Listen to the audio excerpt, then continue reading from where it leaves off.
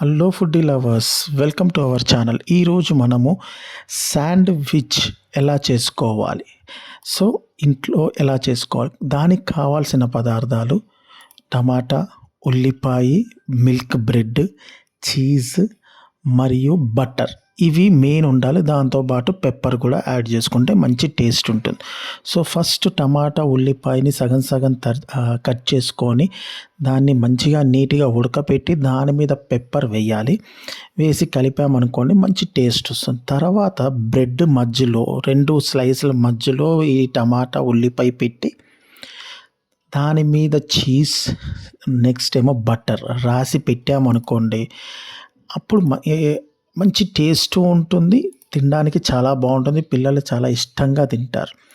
So after that అది అయిపోయినాక ఇలా చేసిన తర్వాత మన దగ్గర ఒక శాండ్విచ్ తయారు చేసే మిషన్ ఉంది, కాల్చే మిషన్. సో అది మేము యూజ్ చేసాము. సో దాన్ని అవి అందులో పెట్టి ఆన్ చేసిన 1-2 మినిట్స్ కల్లా శాండ్విచ్ తయారవుతుంది. సో ఇది ట్రై చేయండి. ఈవెన్ మీకు ఆ శాండ్విచ్ మిషన్ అమెజాన్లోను వాటిలోనూ కూడా దొరుకుతుంది. కొంతమంది ఏమో బ్రెడ్ టోస్ట్ లాగా కూడా చేసుకుంటూ ఉంటారు. డిపెండ్స్, ఎవరి ఇంట్రెస్ట్ బట్టి వాళ్ళది. సో మీరు ట్రై చేయండి, చాలా బాగుంటుంది. ఇది మహా అయితే 5-10 మినిట్స్ లోపల ఈ ఫుడ్ ఐటెం రెడీ అవుతుంది అండ్ పిల్లలు చాలా ఇష్టంగా తింటారు. Thank you.